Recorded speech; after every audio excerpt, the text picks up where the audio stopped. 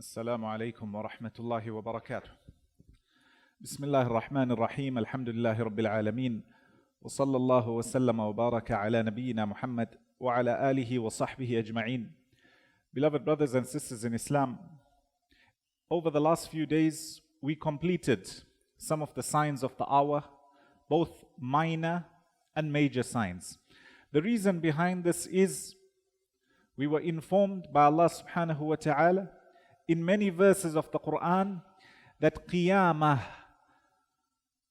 the hereafter, the end of the world, will most definitely come. Now, after finishing off these signs, when looking at the word Qiyamah, the ulama divide it into two categories.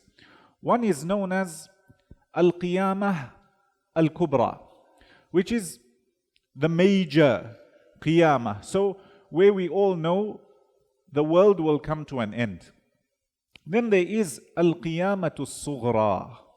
Qiyamatu Sughra refers to death, refers to the demise and passing away of every single one of us. So today, inshallah, we'll touch on death because it's closely related to the topic. And then tomorrow we'll go through the end of the world and what will happen after, inshallah, on the day of judgment, etc.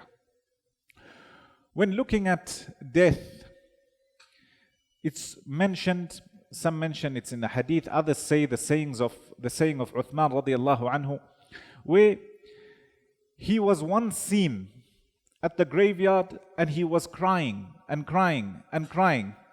And the Sahaba radiallahu anhum ask him, why are you crying? And he mentions, because the grave is the first station of the stations of the Akhirah. If a person is successful, if a person manages to avoid the punishment of Allah subhanahu wa ta'ala in the grave, all the other stations become easy for him. And if a person fails at that station, then it becomes more difficult.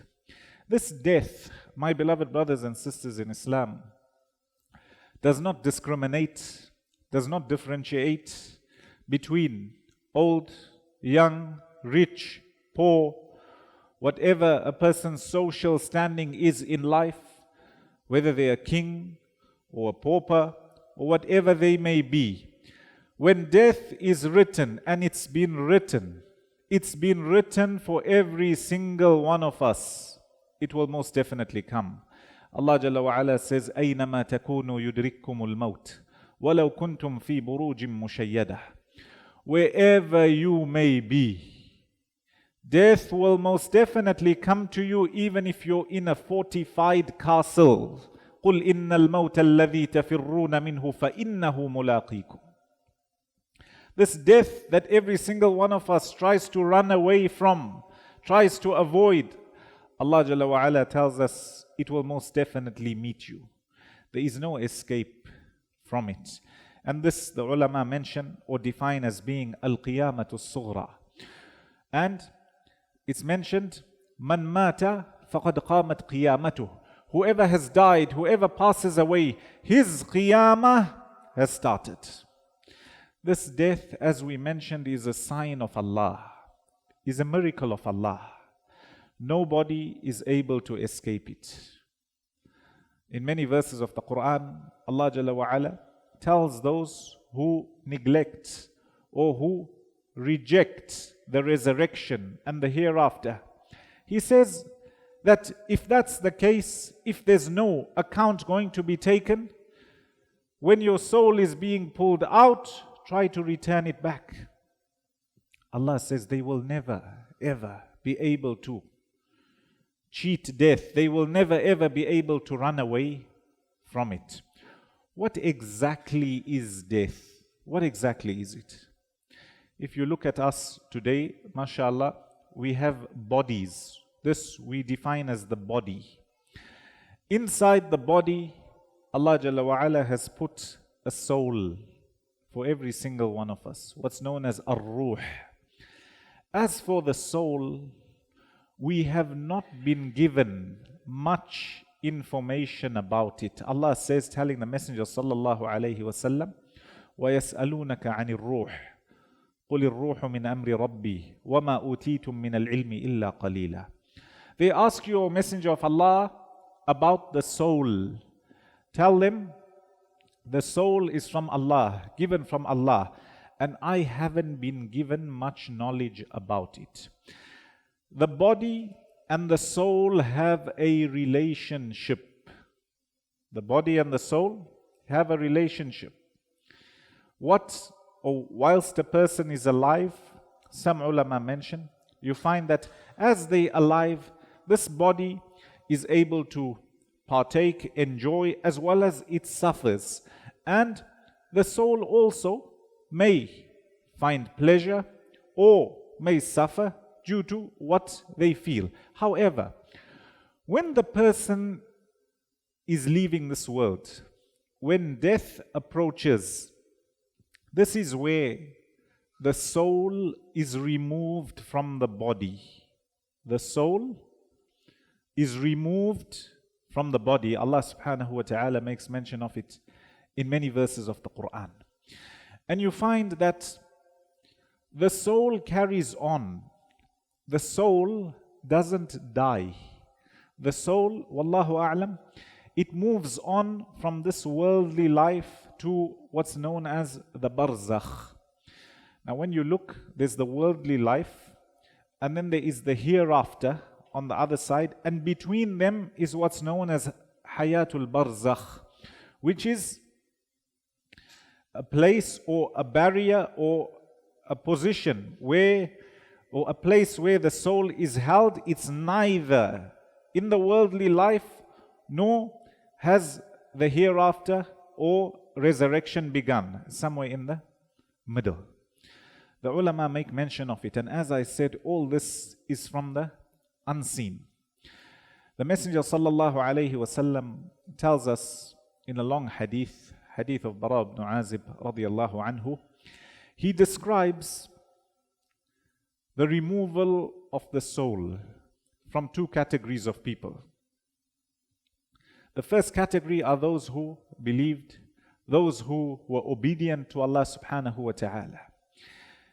He mentions in a very long hadith, he says that when the soul, when its time is up and it's going to leave this world, if it was a good soul, a good person, you find that the angels of mercy, the angels who give glad tidings, are present, and they wait at a distance. They wait for who?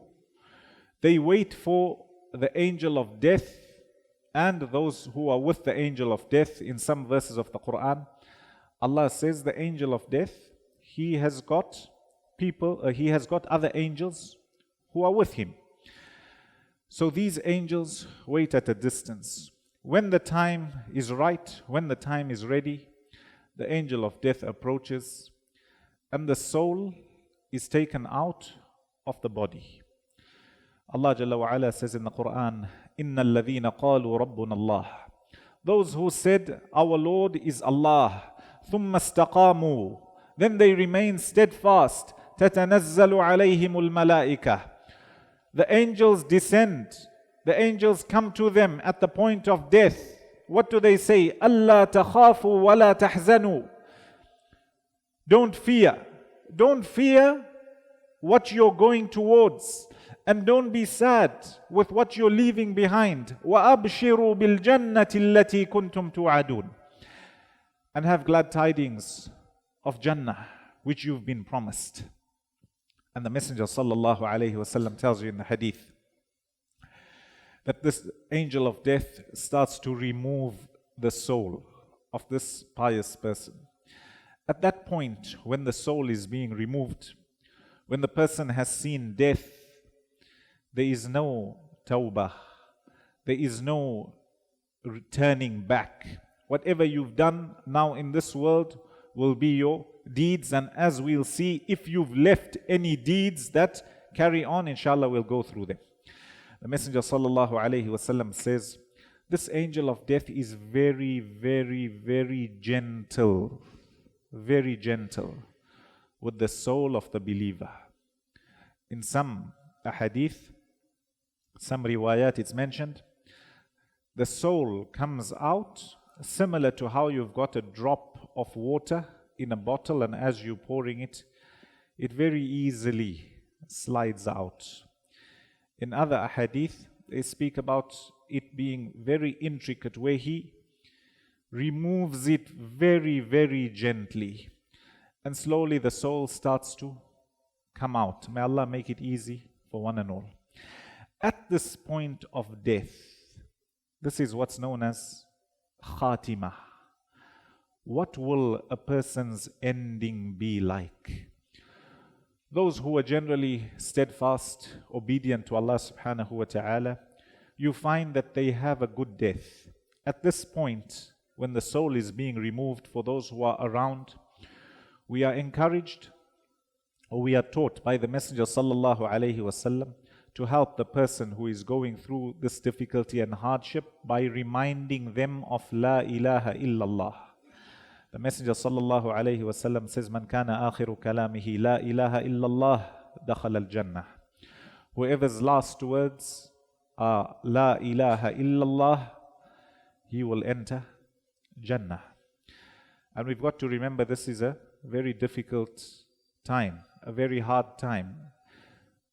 All the people who came before us, they went through this death, except, as we mentioned, Isa alayhi salam, who will come later on. This soul, as it's being removed for those around us, if the person was good, they able to say their shahada, we leave it at that, and we try to remind them in case they are interrupted with anything else. However, we do not become hard and harsh. This is the most difficult time the person goes through. And if the person was evil, or you find a lot of people who only had bad habits and difficulty in terms of they sinned and were far away from Allah, may Allah protect one and all.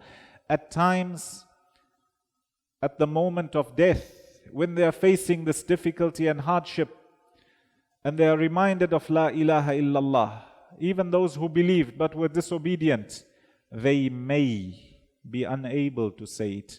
And there's many stories from the past. The scholars have written books about this, speaking about some of the deaths that were witnessed of good people, as well as those who were evil. At times you find those who are attached to sin, far away from the masjid, far away from Allah, far away from salah. Those who would announce their sin in public. When this time comes, it's mentioned that from stories of the past, people like this were unable to say their shahada. Rather, the sin they were involved in was the one they would carry on repeating. It would be on their tongue. May Allah protect one and all.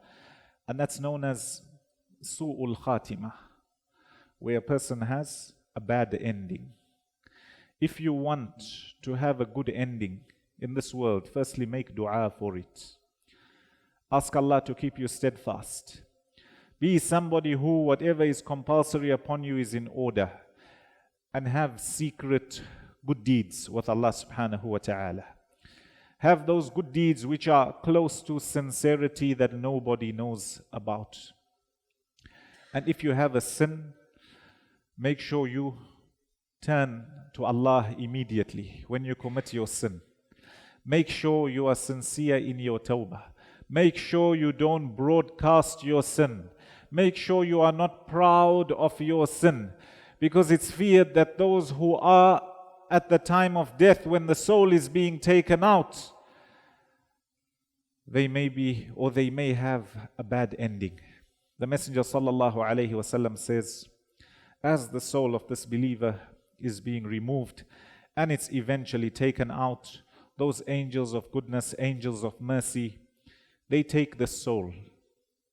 In some narrations, it's purified and beautified, and it ascends with the angels up towards the heavens. And every time they pass different positions where the doors need to be opened, the person asks, or the angels ask those who are coming with the soul. Who is this? And they mention it's so and so. And if it was a good person, this person will be praised and will be welcomed.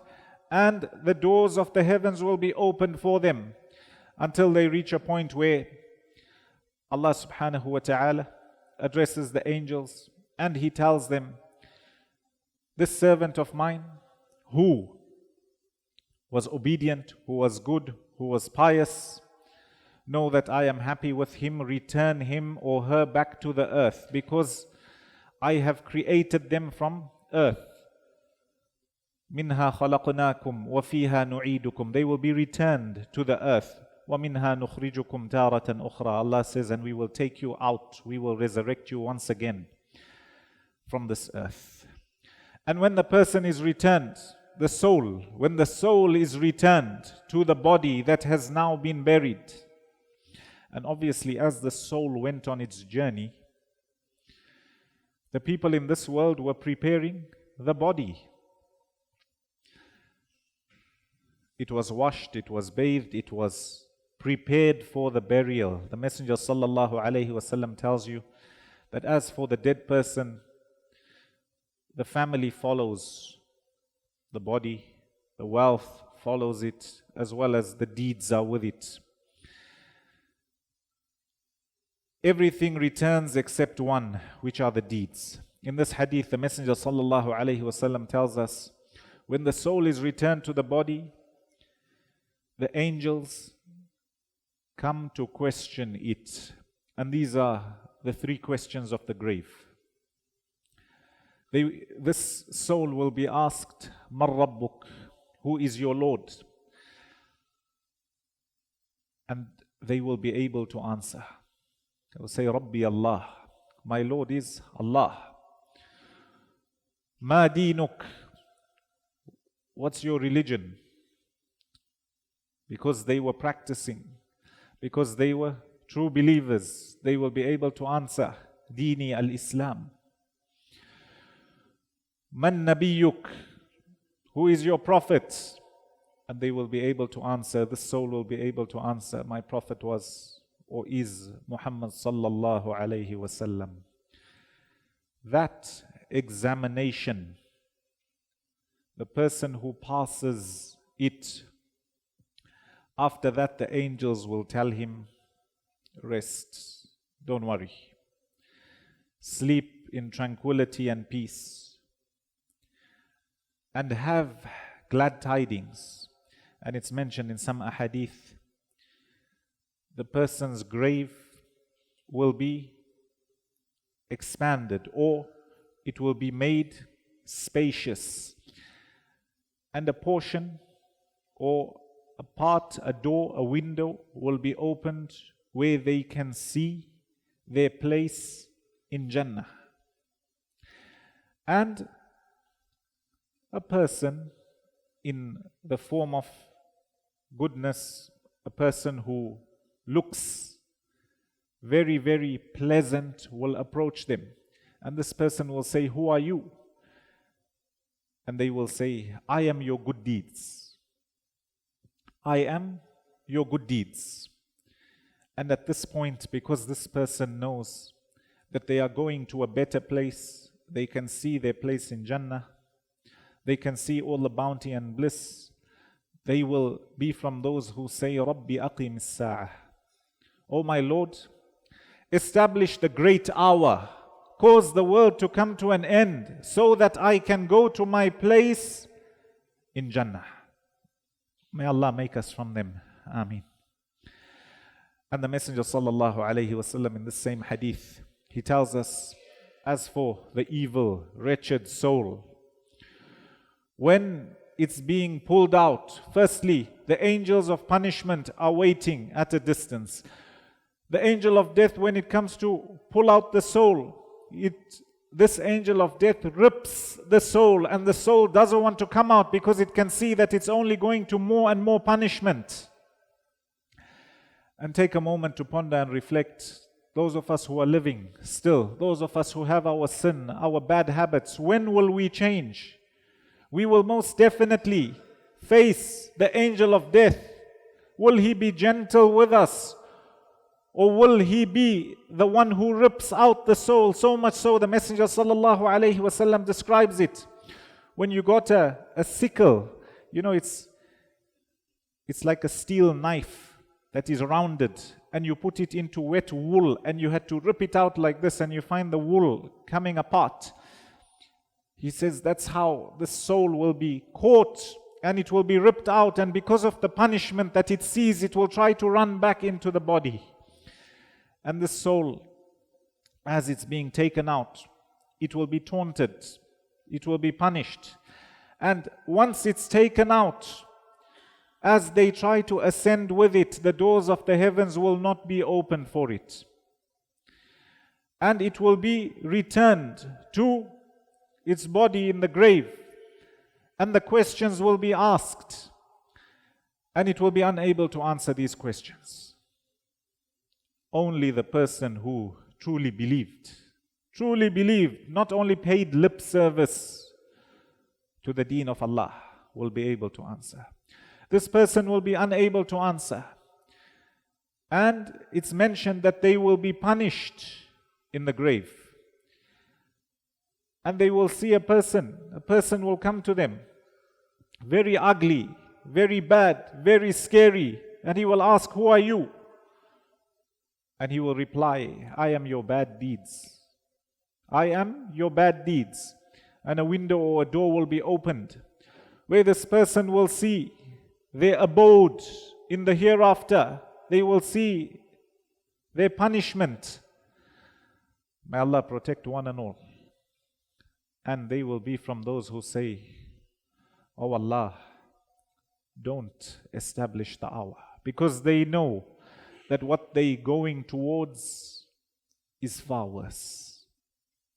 This I've just summarized. From time to time, it's important for us to remember death. The Messenger sallallahu alaihi wasallam says, "Akthiru min dhikri hadimil ladhat."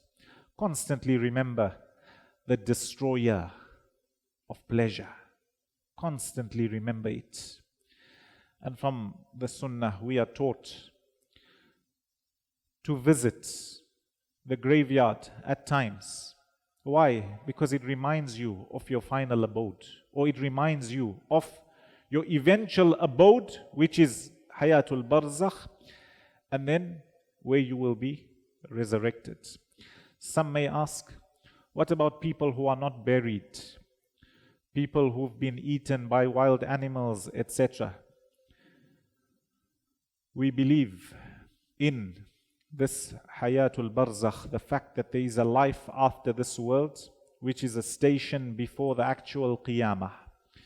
And the souls, even if the body may be destroyed, the soul is not destroyed.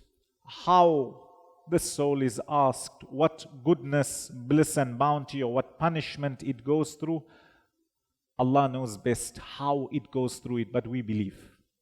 But we believe. Allah subhanahu wa ta'ala is able to do all things.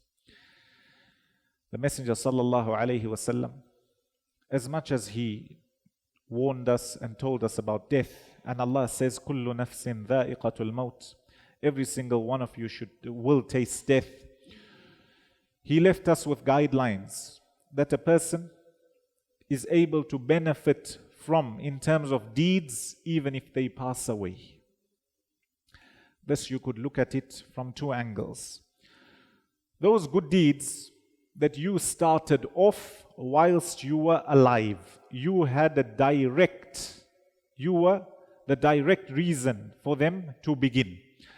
And these are summarized in the hadith of the Messenger sallallahu alaihi wasallam, where he says, when a person passes away, inqata'a anhu amaluhu illa min thalath.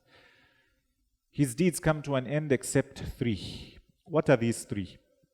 Number one, illa min sadaqatin jariyah.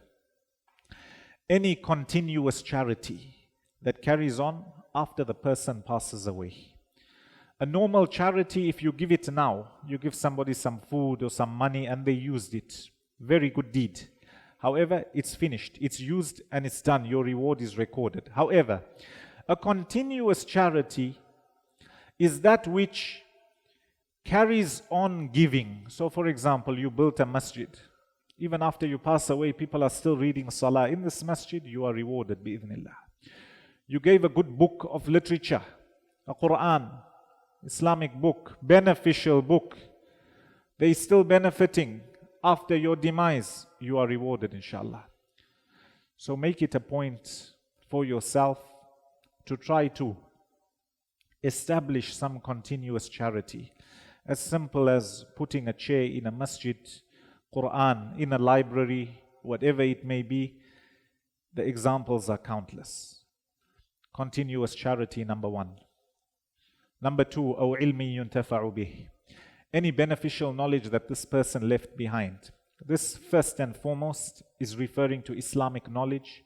You don't have to be a sheikh to leave behind beneficial Islamic knowledge. You could share it, teaching your children or anybody else just how to perform salah, Surah Al-Fatiha, etc. Any beneficial knowledge that is, number one, religious. Some of the scholars argue even worldly knowledge that is of benefit. You taught somebody a skill. Even after you pass away, they are still benefiting from this knowledge. You are rewarded بإذن أو ولد صالح يدعو له. Or this person leaves behind a pious child, and this pious child carries on making dua for them.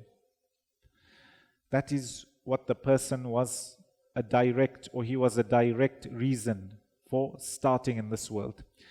As for the family of the dead person, they are able to benefit their deceased bi'idhnillah in a few different ways, as taught to us in the authentic hadith of the Messenger sallallahu alaihi wasallam.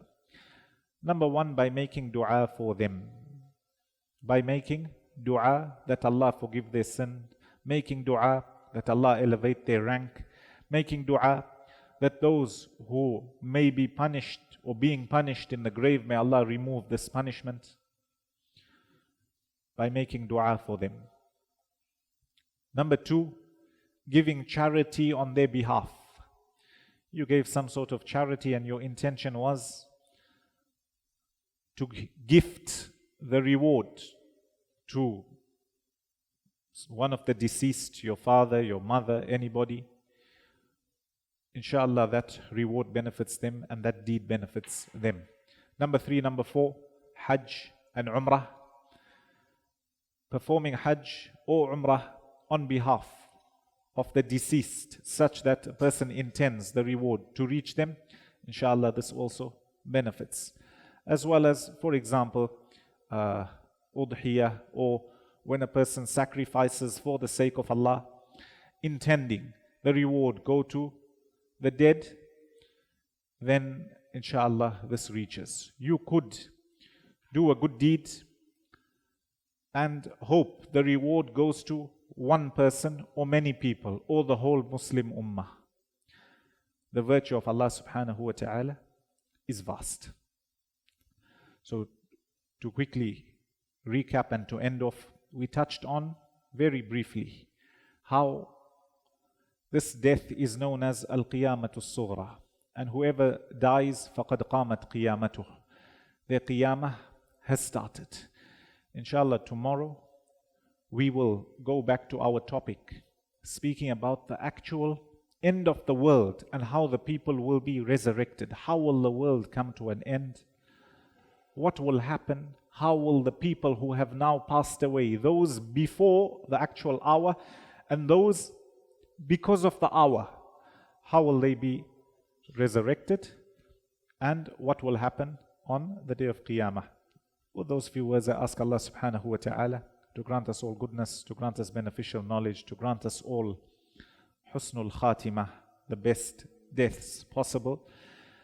And may He gather us in the highest part of Jannah. Ameen. أقول قولي هذا وصلى الله وسلم وبارك على نبينا محمد وعلى آله وصحبه أجمعين.